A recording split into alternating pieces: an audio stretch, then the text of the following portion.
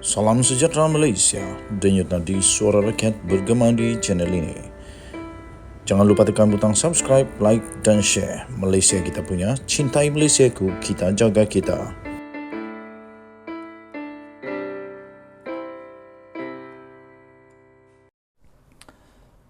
Salam sejahtera Malaysia, denyut nadi suara rakyat bergema di channel ini. Tuan-tuan dan puan-puan yang dihormati sekalian, disahkan Sultan Johor telah murka. Tuan-tuan dan puan-puan, kita tahu bahawa Baginda Kebawah Duli Yang Maha Mulia Sultan Johor adalah seorang sultan yang amat menitik beratkan ketegasan. Apabila Baginda memang tidak suka, Baginda akan terus terang tidak suka. Dan terbaru ini Sultan Johor disahkan oleh Azalina Osman, iaitu Menteri di Jabatan Perdana Menteri untuk Undang-Undang. Azalina berkata Sultan Johor murka kerana kerajaan telah menarik balik rayuan kes Pulau Batu Putih. Sultan Johor, Sultan Ibrahim Iskandar, cukup murka dengan tindakan kerajaan sebelum ini yang telah menarik balik rayuan berhubung kedaulatan Pulau Batu Putih. Menurut Menteri di Jabatan Perdana Menteri untuk Undang-Undang dan Reformasi Institusi, iaitu Azalina Osman Said. Azalina berkata, perkara itu dizahirkan oleh Sultan Ibrahim dalam satu pertemuan yang telah berlangsung sebelum ini, yang turut juga disertai oleh Menteri Luar, iaitu Zamri Kadir dan Menteri Pertahanan Muhammad Hassan. Kata Azalina di dalam kenyataan itu, kerajaan telah pun melepaskan rayuan, hak rayuan kita. Apa yang berlaku tak sepatutnya berlaku. Atas nasihat siapapun tak patut berlaku, kata Azalina. Kemudian Azalina juga turut berkata pada pertemuan di antara saya, Zamri dan Muhammad, Tuanku cukup murka dalam isu Pulau Batu Putih, katanya dalam wawancara kepada media hari ini. Pada Mei 2018 yang lalu, Mahkamah Keadilan Antarabangsa atau ICJ telah mengumumkan bahawa Malaysia menarik diri secara rasmi daripada permohonan rayuan keputusan melibatkan kedaulatan Pulau Batu Putih kepada Singapura. Pada 14 Disember yang lepas, Perdana Menteri Datuk Seri Anwar Ibrahim berkata, isu tuntutan Batu Putih perlu dikaji semula supaya rundingan segera dan lebih bermakna dapat diadakan dengan Singapura. Pada 8 Februari yang lalu pula, dia memaklumkan berkata, kertas putih mengenai kes Pulau Batu Putih akan dibentangkan di Parlimen. Mengulas lanjut, Azalina berkata, isu Pulau Batu Putih merupakan soal kedaulatan yang sepatutnya dirujuk kepada Kerajaan Johor. Katanya malah jika dirujuk oleh Akta untuk Atas Laut, daratan beberapa kilometer di bawah laut itu milik kerajaan negeri. Namun dalam kes ini, kerajaan pusat pada ketika itu tidak merujuk kepada kerajaan negeri maupun Majlis Raja-Raja dan Yang di-Pertuan Agong. Katanya, ini bukan hilang tanah atau hilang rumah. Ini hilang kedaulatan. Sebagai orang Melayu dan anak Johor, saya marah dengan keputusan ini, katanya lagi. Katanya lagi, Sultan Ibrahim juga turut telah menitahkan kerajaan untuk mencari jalan bagi menyelesaikan isu berkenaan. Denyut nadi suara rakyat bergema di channel ini. Saya menyokong apa yang telah dikatakan oleh Azalina ini. Dan saya juga menyokong Kebawah Duli Yang Maha Mulia Sultan Johor di dalam isu ini. Sepatutnya ini tidak boleh berlaku, dan sekarang ini kita berharap kerajaan yang ada dapat memartabatkan semula apa yang sudah berlaku ini. Kita jumpa lagi, bye-bye. Salam sejahtera Malaysia. Habislah Hadi Awang kali ini. Habislah Hadi Awang kali ini.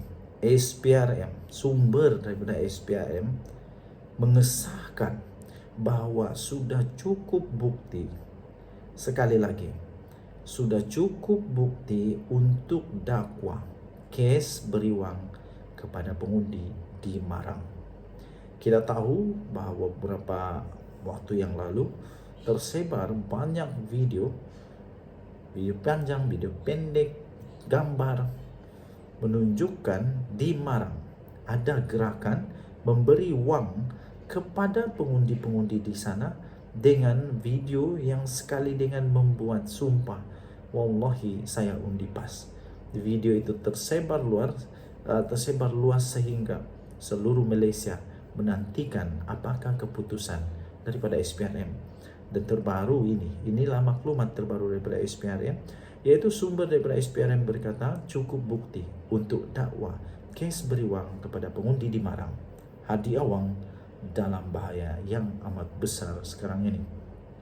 SPRM mempunyai bukti yang mencukupi untuk membawa pertuduhan terhadap seorang ahli PAS seperti yang dipaparkan dalam rakaman video ketika menyerahkan wang tunai kepada pengundi di Marang semasa pilihan raya umum yang lalu.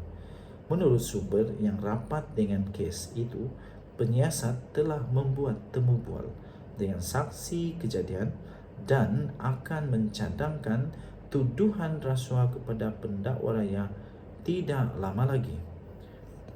Mereka sedang menyiapkan satu bahagian terakhir sebelum melengkapkan siasatan, kata seorang pegawai kanan SPRM yang membabitkan permintaan formaliti untuk mendapatkan beberapa dokumen rasmi daripada Suruhanjaya Pilihan Raya SPR. SPRM katanya SPRM perlu mendapatkan dokumen pendaftaran pemilih daripada SPR yang perlu kita mohon melalui mahkamah, tegas beliau. Beliau juga berkata, apabila kita mendapat dokumen dan merekodkan beberapa lagi kenyataan, maka kertas siasatan akan dihantar semula kepada Jabatan Peguam Negara untuk keputusan mereka, katanya. Tambahnya lagi dalam kenyataan itu, SPRM akan mencadangkan kepada AGC untuk mengenakan tuduhan rasuah terhadap individu yang memberikan wang tunai itu kepada pengundi, kata sumber berkenaan yang bercakap kepada Malaysia Kini dengan syarat tidak mahu namanya disiarkan. Menurut sumber SPRM itu lagi, penyiasat telah pun menyoal beberapa saksi termasuk 90 orang pengundi yang didakwa telah menerima bayaran daripada PAS untuk mengundi calon tersebut. Daripada siasatan SPRM, pegawai penyiasat dikatakan menemui unsur rasuah yang jelas dalam kejadian itu. Katanya terdapat unsur-unsur rasuah seperti yang dapat dilihat dengan jelas daripada video yang tular, kata sumber itu. Di sebalik dakwaan pembabitan parti dan kawasan pilihan raya itu, Malaysia kini difahamkan bahawa pertuduhan dan siasatan tertumpu semata-mata kepada mereka yang memberi rasuah dan bukannya ahli Parlimen Marang Abdul Hadi Awang. Nasib baik bukan Hadi Awang, tetapi mereka yang memberi rasuah. Jadi Hadi Awang bolehlah menarik lapas lega, tapi dia tetap berada dalam keadaan yang bahaya, iaitu mungkinkah, ini persoalan, mungkinkah kemenangannya itu ditarik balik? Selepas berakhirnya PR15 pada November lalu, timbul dakwaan di media sosial bahawa PAS telah menyogok pengundi. Dalam salah satu video yang tular, beberapa individu kedengaran bersumpah di hadapan seseorang yang didakwa ahli PAS mengatakan bahawa mereka telah mengundi parti itu sebelum bayaran wang tunai dibuat.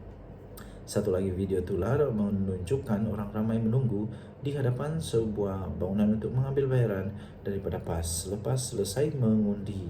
Bagaimanapun, pengarah pilihan raya PAS Muhammad Sanusi Madnor segera menafikan perkara itu dengan mendakwa ia hanya hela parti pesaing untuk memburuk-burukkan PAS dan parti Islam itu tidak mempunyai dana untuk membayar pengundi. Pada bulan lalu, Malaysia kini melaporkan bahawa siasatan SPRM telah mengenal pasti sehingga 90 individu yang didakwa menerima wang tunai di Terengganu untuk mengundi sebuah parti. Suruhanjaya itu dilaporkan berjaya mengenal pasti penerima wang tunai daripada dokumen yang mereka rampas semasa siasatan. Ia termasuk dokumen yang perlu ditandatangani oleh penerima apabila menerima bayaran. Selain 4, perlu untuk mengangkat sumpah. Dakwaan pembelian undi itu menjadi subjek petisyen pilihan raya untuk membatalkan keputusan pengundian di Marang. Mahkamah Pilihan Raya Terengganu. Mahkamah Pilihan Raya Terengganu telah menolak bantahan awal Hadi bagi menolak petisyen pilihan raya yang difailkan oleh Barisan Nasional Jasmira Osman untuk membatalkan kemenangannya. Denyut nadi suara rakyat bergema di channel ini. Bye-bye.